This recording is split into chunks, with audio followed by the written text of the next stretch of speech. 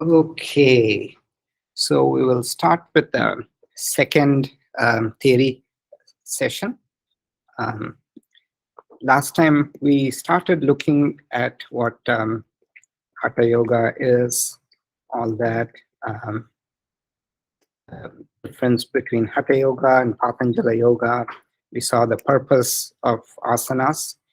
It's to strengthen the body. I am Atma Balahinena Labhyaha. Um, and asana is given quite some importance in Hatha Yoga. It's about 25, I wouldn't say 25%, but it's one of the four topics. And when one does asanas, you get stairyam, arogyam, and angalagavam. And somebody asked about how to um, get, how to get prowess in poses. So I sent a link.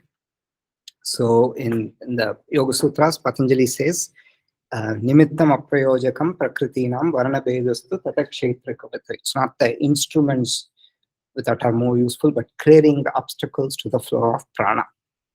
And Pattabhi Joyce would joke, this is where I was coming about advanced asanas. So how much asanas do we need? So asanas, it's just to tato dvandva anabhigataha. It's to get the mind settled. Of course, it gives good health. It's to get to settle the mind to make it ready for pranayama and other and meditation. So that's the purpose. So Pattabhi Joyce would say the first series of Ashtanga Vinyasa, it's yoga chikitsa. It's not like one is this, one is that, but most of the asanas, we saw the Janushirshasana, Paschimottanasana, Marichyasana, this is the core of yoga chikitsa treatment. The second series in Ashtanga Vinyasa, it has a lot of backbends. Backbends are pretty, it's intimidating for most people. It's called Nadi Shodhana, the cleansing. Shodhana is cleansing of the nadis. And people would ask, what about the advanced third series? You would say demonstration. So it's not. I mean, it definitely builds stamina, but beyond a certain limit, there's really no need. That time you could actually put into meditation and other things because they have far more benefit. So, wanted to tell that. Then the image of yoga, especially in the West, is this like muscular bodies and all that. Click on this link. So if you're interested, you can look at this article. But 50 years ago, before yoga became popular in the West, when you say yogi, the image that comes to mind is one who has great control over the prana, all that. So yogi, yogini, it's a yogi, it's a neutral term. So this is the image that comes to our mind. Now, even when I was growing up, in the 70s, the 80s, yogi, when they would get a yogi, it's a person like this, not this. So, but this is how yoga has come to be known.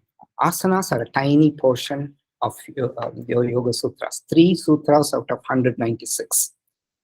And throughout the scriptures, I've searched, nobody talks about asanas. They all talk about pranayama. Pranayamam pratyaharam, Adi Shankara says to, right, in Bhajagovindam. So pranayama is more important. Asanas have not come across much importance. So what it shows is that it's definitely for physical health, very beneficial, but it's not going to take you directly to some higher states of consciousness. This is in Mysore. Krishnamacharya is standing on the chest of a child in Kapotasana. Kapotasana is one of the scariest poses because you bend back and you catch your ankle. It's dubbed Nightmare Asana. So people will get, when I first started doing, it'll create a lot of anxiety because back bends, it's very unnatural for us to bend. You're totally disoriented. Spine is in an acute angle. But yeah, so this is those days, the kids, they wanted to just flee that place, Mysore Palace. Only reason they went there is the free food. One square meal of the day they got from the Maharaja of Mysore. That's why they attended a lot of the poor kids. That's the truth. Now, people pay money to do the same Kapotasana. They torture themselves to look young. And those kids wanted to get old so they can run away from the Mysore Palace. And BKS, apparently people ran away. Before BKS Iyengar did the demonstration, the lead person, he couldn't stand this. He ran away. Then Krishnamacharya put BKS Iyengar, but he also ran away. Yeah. So that is this. Then diet, people say, they got the one square meal of the day, right? Now they practice so that they can eat more. So it's asana practice reminds people of food.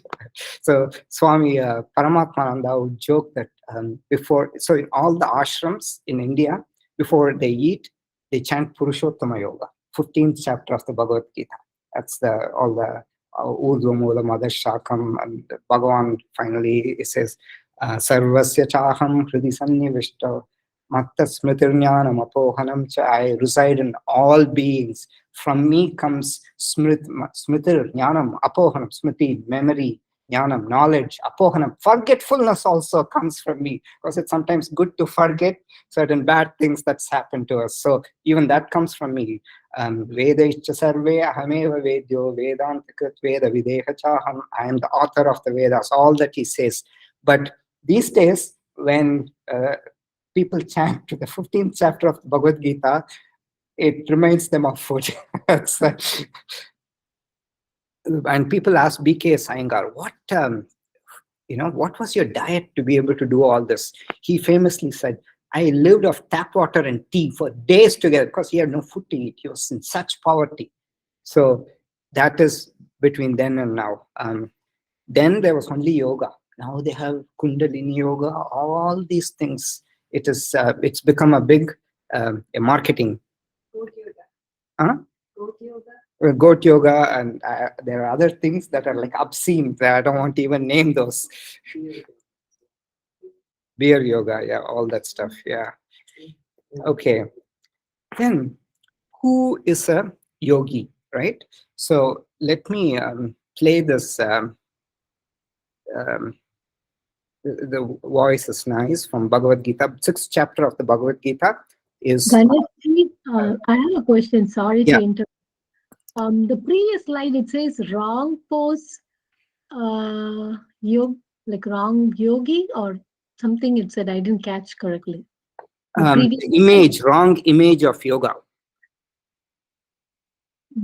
And it was like an upside down with Padmasana, right? No, all I'm saying is the image of yoga that comes these days is sculpted bodies and other things. It is not so much about the other benefits of yoga. It's more about doing all these insane things to gain muscle. Okay. श्रीभगवानुवाच असंशयं महाबाहो मनो दुर्निग्रहं चलम् अभ्यासेन तु कौन्तेय वैराग्येण च गृह्यते तपस्विभ्योऽधिको योगी ज्ञानिभ्योऽपि मतोऽधिकः कर्मिभ्यश्चाधिको योगी तस्माद् योगी भवार्जुन. Okay, so in the 6th chapter of the Bhagavad Gita, which is on Dhyana Yoga or Atma Samyama Yoga, Bhagavan portrays yogi as like a rock star of all the spiritual aspects, beyond everybody. Tapasvibhyodhiko yogis, greater than tapasvis. Jnanibhyodhiko mataha. In my opinion, even great scholars, yogis, greater than them. Karmik, one karmibhyaschadiko yogi, one who does great feats of action. Yogi is greater than all that. So he just paints yogi in that in a grand way. But who's a yogi? The yogi, Bhagavan says, is one who has self-control, that who's able to, his senses don't run hither and thither. That means yogis are not the people who just do all this muzzle, this all this stuff, and then go eat a fancy, like a huge buffet. So that it's you're there just undoing all that, whatever they can. So that is not yoga. And we talked about it last time. There are siddhis that come from yoga. Tata pratibha shravana vedana darsha aswada varta jayante. Divine intuition, clairaudience, refined feelings, extraordinary sight. But they're all obstacles to the flow of, to the samadhi. Te samadha upasargas obstacle. Vittane siddha, in the worldly and common world, they are considered siddhis, Patanjali says. Okay, the one question people ask, so this, especially in the Ashtanga Vinyasa, it's advanced yoga. How is it different from circus acrobatics? Because even people use it, some people say, oh, breath, bandhas, all that. But without knowing, people in circus, they also use, naturally, bandhas will get engaged. And breathing, they also breathe when they inhale or they do certain things, they inhale, exhale. So that is not the thing. The main difference is the mental attitude. When you are doing yoga, it is not the perfection of pose that matters. That is very irrelevant. It is how you feel inside. Whereas in circus, they have to look in a certain form. So that is the most important thing. So that's why there's nothing like a perfect pose. I can send you an article on Ashtavakra. He was born with 8 deformities, but he's considered the greatest yogi, even though he cannot do a lot of asanas. And Guruji Pattabhi Joyce would say this. Yoga not physically purpose, no. This is internal yoga, internal cleaning, internal exercise, not external exercise in yoga method. There is yoga. Yoga means you self-knowledge, you get it. So his English is not good. That's the reason a lot of people did not understand things correctly.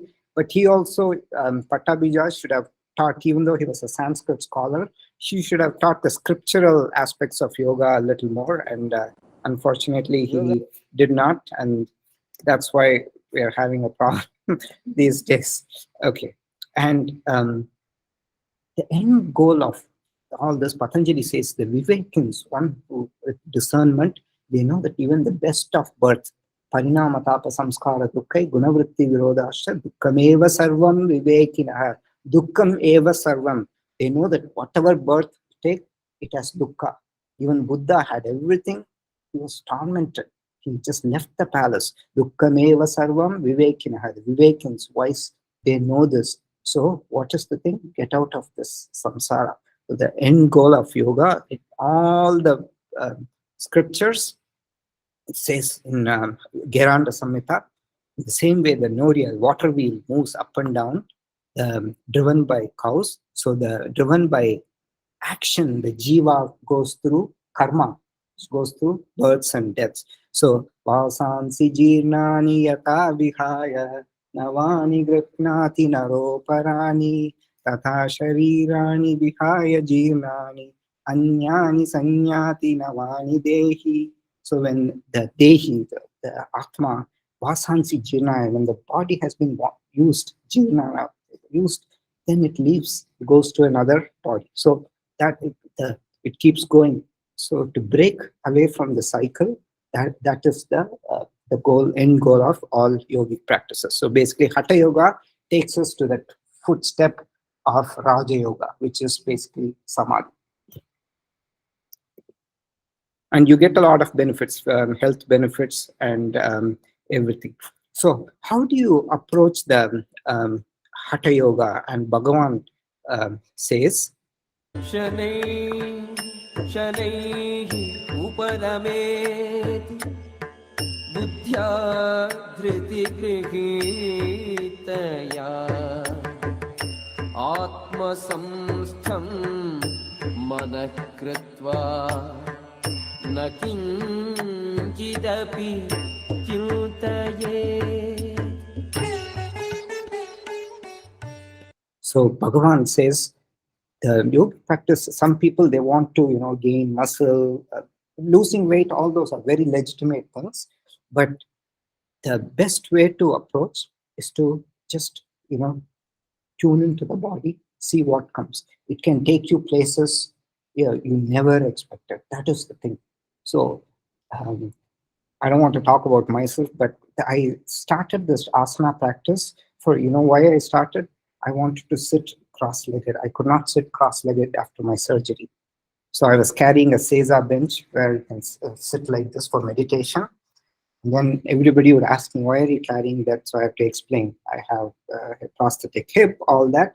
And then they'll say, oh, you're a bionic man. So because I have metal, and I would tell them, thank you for not calling me Terminator. So, but yeah, so the path, it can take you to some path. You don't, it's the prana. It will take you where they call, in Buddhism, they call it stream. It will take you where you're destined to go. So everybody will have different experiences.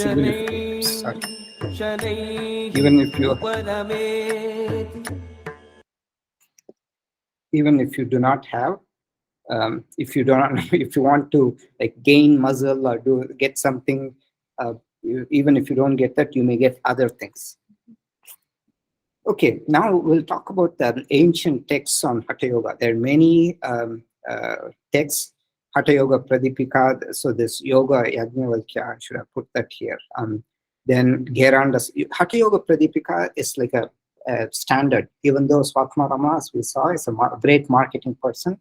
He uses flamboyant language, all that, but it is very self-contained. So that's why people refer to it. Even though some of the things Krishnamacharya says, what he tells there is not good. Well, a couple of things, not everything. Then there's Geranda Samhita, Shiva Samhita. Yoga Yajnavalkya is one of the most sacred texts. It's a discourse between Yajnavalkya and his wife Gargi. Gargi is one of the, she's a yogi and one of the smartest women. She knew everything, but it's like a question and answer session with Yajnavalkya. And then there's Amrita Siddhi, all this stuff. Siddha Siddhanta Palti is by Goraknath. And typically the structure, if you see, there's asanas, then there's some of these texts have a lot about kriyas, cleansing, the dauti, all this neti, jalaneti, they go into details of all the kriyas. So there are two schools of thought. The kriyas, some people say kriyas are important. It's true to cleanse, but some people say they're dangerous too. The reason is, if you're not careful about what stuff you put into your body and all that, then it can cause more problems. Simple kriyas like neti are okay, but some of the other more involved kriyas, when you swallow a cloth and all that, if they're not clean, it will cause more problems. Asanas, pranayamas, mudra, and last is about samadhi, introduction. That's how Hatha Yoga Pradipika is structured. Mudras are essentially, they are, so it's a very loose term. Mudra literally means a seal. You put a mudra on a letter, right? Stamp. So you seal the energy with certain finger position, or even asanas we see, for example, when in Janu Shirshasana, when you put our leg, I told you to press it. That also, when you do these kind of pressing here, these all act like mudras. They seal the energy. Ganeshji, we cannot see your legs. Oh, yeah. This, remember, Janu Shirshasana? Yes. Okay, so now, okay. We still cannot see you though. We only see your slides, but we cannot see you. You can see me. So if you, I can see you by pinning you. I have pinned you. Uh, So pin him and not you yourself. So I pinned him as a speaker. I Okay. can see both the things on my screen, slides and Ganesh. I'm not able to see that. Okay, I have to check that. Thank you. Yeah, Okay. I can see. Okay. Now these texts, they motivate people, on why hatha yoga, right? So we'll play a small clip by Jayashree. अशेषतापतप्तानां समाश्रयमठो हठः अशेषयोगयुक्तानाम् आधारकमठो हठः. Okay, so hatha is a sanctuary for those suffering every type of pain. So I said in the beginning, Chaturvidya bhajante mam jana sukritino arjuna. People come artho, people who are afflicted with pain. So for them, hatha is the sanctuary. So all the sukritino, these are all legitimate reasons to seek hatha, and it's a foundation for every type of yoga. So how do these motivate the use of hatha yoga? I told this in the first class. Ama kumbha iva ambasa sada jiryamana sada gataha yoga agni analena sandakya gatashuddhim samacharet. Like an unbaked pot in water, the body is decaying. So one should bake it with the fire of yoga to make it pure. So this entire thing revolves around fire. Our body is like a decaying pot. So you keep it clean by baking it in the fire. And when you start practicing hatha yoga, you will notice an extraordinary change in your lifestyle. You'll be very careful about what you put into your body, because you would very quickly feel that there are certain things when you eat, you're not able to get the fire going. So obstacles to the flow. You will be very tuned with the flow of prana, and the that's the biggest benefit. It streamlines your lifestyle in a certain way. Okay, now so we have 10 more minutes. We will start with Agni. Agni is the core.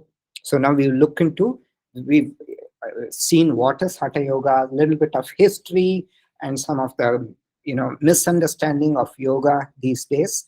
And we saw some texts on how these Hatha Yoga, they're divided: asana, pranayama, mudra, and then samadhi. Then we will look into core concepts: Agni, Prana, Bandha, all these things. So Agni is the most important thing, right? So it's Agni is the Jata Agni, Vaishvanara, as I said in the 15th chapter of the Bhagavad Gita. Bhagavan says, Aham Vaishvanaro Bhutu. I become Vaishvanara, the body is fire. I reside in all the beings. So it's a very sacred thing in both Ayurveda as well as Hatha Yoga. So there are some links. If you're interested, you can get more references. Okay, so according to Ayurveda, if the Agni is balanced in the body is able to overcome disease quite easily. If the Agni is weak, unburnt material deposits as Ama. Ama refers to all the plague, all these things in Ayurveda, they're classified as Ama. It's also the white coating on your tongue. So if you will feel that when you remove the white coating, you scrape it, your body, you feel more energized, your body feels much better. So the ama, it's like the covering it prevents the flow of prana. So our entire aim is to make the agni strong so that the ama deposition is less. The three types of agni are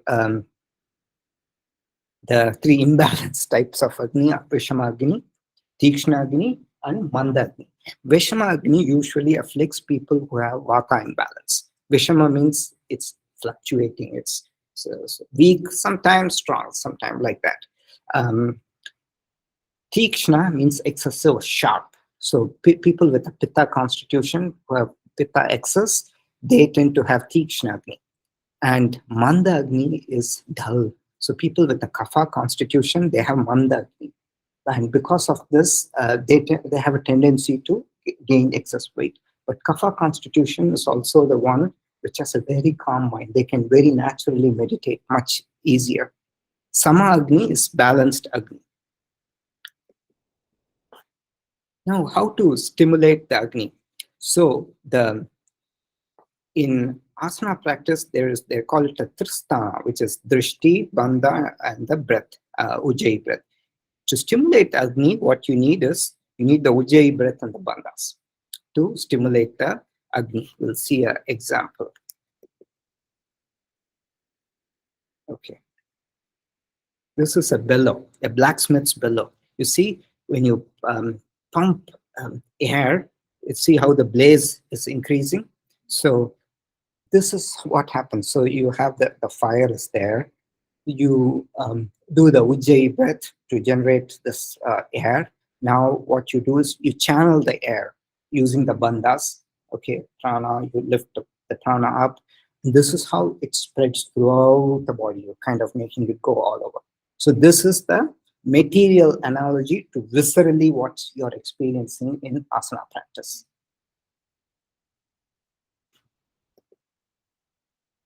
Okay, so we've been talking about this, right? How do you maintain the Agni? Because you mentioned we cool down quite easily, Purnima. So how to maintain the Agni? The general rule in Hatha Yoga is constant Ujjayi breath. Keep the bandhas engaged. Initially, it's difficult, but little by little. Shanai, Shanai. This word, Shanai, Shanai, we just saw that in the Bhagavad Gita, right? Shanai, Shanai, Uparamet. Lift yourself up. Buddhya, Dhriti, Grihitaya. The mind focused on in one. Atma Samstam, by tuning inward. Placing mind in the Atma. Atma Samstam, Manakritva, na kinchit api chintayet. We're not getting distracted.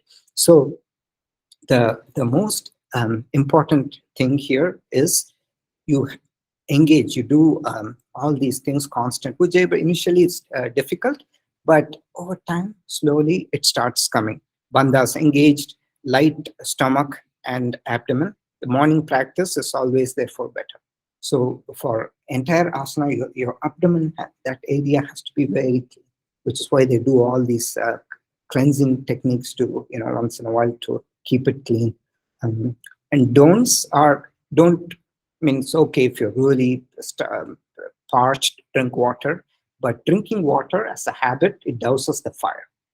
And constant interruptions, if you're chatting, this is a workshop, so that's totally fine. But in a regular practice, if you do the constant interruptions, you lose the thread of the practice.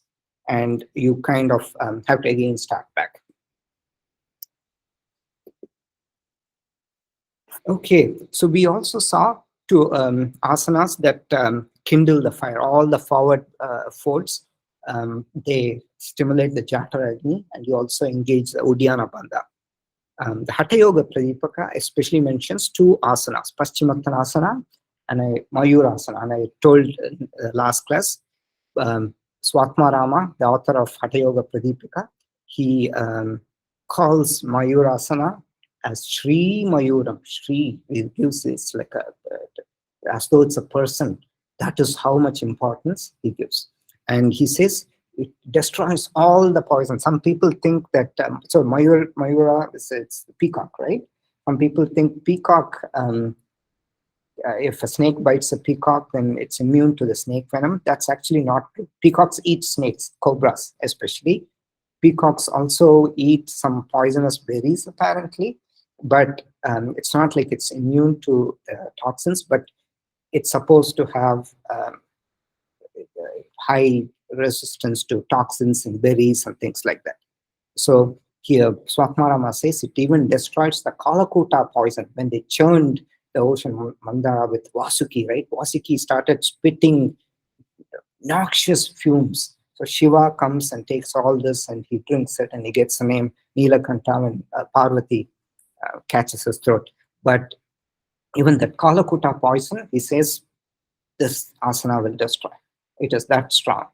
I do not know if you'll do that, but one thing you will observe when you're doing this asana, because it really, let's see if I have a picture of the asana, otherwise I have to demonstrate. Yeah, so this is Mayurasana, and you are actually pressing the entire weight of the body.